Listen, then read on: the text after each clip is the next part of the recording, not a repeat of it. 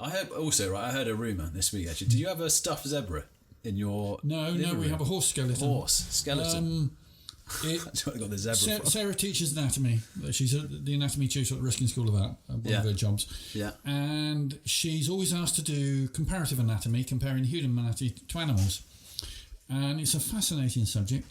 And she wanted a skeleton that she could do it. And she'd got odd collections have been given to her of bones, horses, cows, pigs, everything.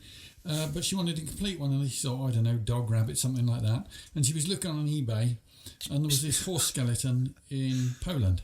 She bought a horse skeleton off eBay. Off eBay, yeah, anything off eBay, don't you? Anyway, it arrived. They said they'd insure it at the other end and get it broke. Hackins Transport bought it in. And it's not heavy. It weighed with the door. It was nailed to a shed door. Its feet were. It was 70 kilos, which is what I weigh. Yeah, and it's a big horse. It had been 17 hands. And we've had a couple of vets look at it. It was female, and it was about 18 years old, and it was a working horse. It got arthritis in its knee joint, so it didn't have a big hole in the middle of its forehead, so it must have died of something other than being shot. But a vet had done it in the 1960s for his final exams. Right. And he'd articulated it, but he'd done it just well enough, if you like. It was there, but his head was down between its front legs, and it was all taped up together for transport and inside this crate, and his 4 feet were nailed to this shed door. We photographed it at every stage. Anyway, once we got stuck in on it, it was quite fascinating. And I drilled up from underneath alongside the nails, and then got me up with a pair of pliers, no damage done. And then I managed to... they threaded a 1/2-inch iron rod right through all its vertebrae, right along, right up to its head. And anyway, I managed to lift its head up. I made a little gizmo for straightening the bar up. And we had the computer on in the background with horses' heads in profile to get the angle right, and looking at one and then bending it a bit more.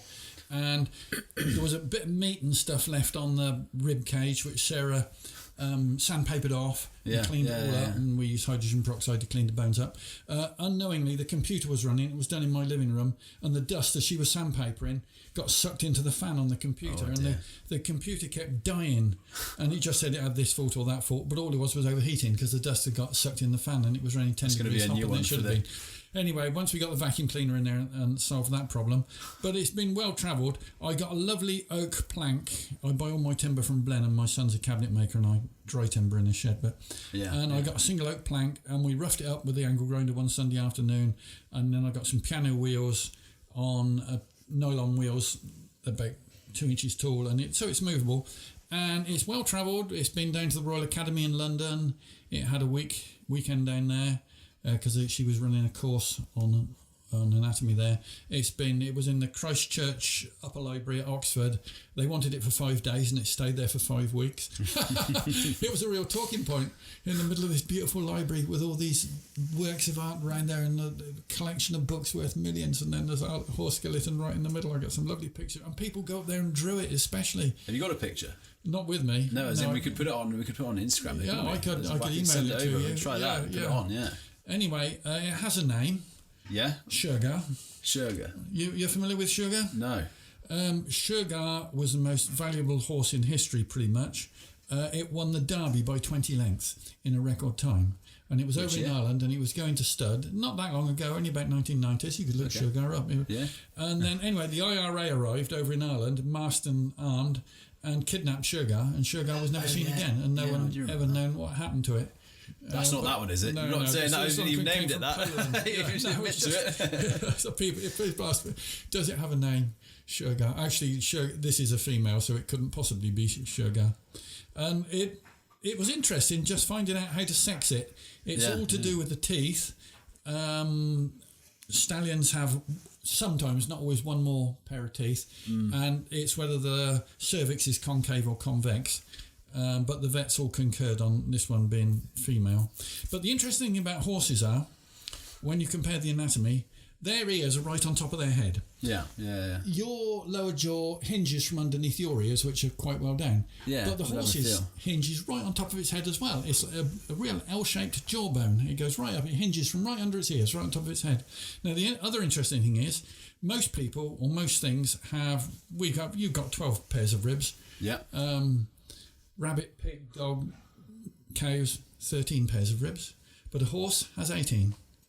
That's a lot of ribs, isn't it? It must be. Is it just long? It has big lungs or something? It's a long body, and it's got a long backbone on there. But it's interesting how the different branches came out and different things developed in different ways.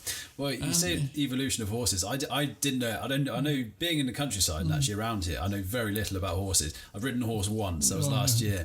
But my mum, when she was, what do they call it? Foaling. That's it, isn't it? Yeah, foaling. She was foaling for Curlington Stud. Oh yes, yeah. Last year, she might go back this year actually. And she was telling me of things. Well, between her and the other people that work there, they're telling me things. And like horses can, if they eat too much grass, they die. It's called colicking, isn't it? That's right, yeah. That's bizarre. Surely that's an evolutionary failure. I mean, if they just eat too much grass, that's what they're supposed to eat. But they wouldn't have had the good grass in the old days. They'd have had to been looking out to see a wolf wasn't jumping on the back, wouldn't they? Well, yeah, maybe. Scrub and stuff. Yeah, it wouldn't have been like the modern grass. Yeah, but if they, surely though, if they're so it's because it's too rich, they get problems or something. Themselves on it, wouldn't they? Yeah, they'd have had more sense in the old days. Yeah, but I mean that's such a strange thing. A different sort of horse. They would have been more like ponies, wouldn't they? Wild things. Well, yeah. So there'd be the difference between a wild boar and a modern sow, wouldn't it? Yeah. You know, so the original sort of horses. They've sort of lost that through domestication. Well, you can see the way it's gone. You've got your racehorses, which are the very fine-boned, really fast ones, with no brain at all, as far as I can tell. That's going to offend a lot of people listening. Well, I don't know. But listen, horses. Anything that sees a rusty Fiat coming towards them up the road or a paper bag in the hedge and thinks it's a pack of wolves coming to hit them is never going to win Mastermind, is it? Well, true. But I mean, you're talking about them. Have you seen other animals around the farm? I mean, I sheep know. are probably but just then as bad. you see the old Shire horses at the ploughing match and that. I mean, if you lay on the ground, they'd tread over you. They've got the sense, and they are trainable, aren't they? Really, the working horses. Shire horses are Shire fantastic. Horses, gentle giants, aren't they? I mean, they are. Massive. I mean, when at Morton Show again, there was one there, and you just can't believe the amount of weight on a horse. I know. Like they are huge, aren't they? They're massive, aren't they? They don't even look real half the time. No, but they've been bred over the years to do a job, just like the racehorses, I suppose. Yeah, when you see the difference between a sort of Thelwell type pony, a little Shetland pony, and then you see those massive Shires, and you see the racehorses, and you see how they're all man-made in effect, aren't they? They're like designer dogs. Same really. dogs, I was going to say, between and different it's breeds. Incredible how just a few generations on you can get I say desirable traits, the traits people actually want to get out of nature, rather than let natural selection take its course.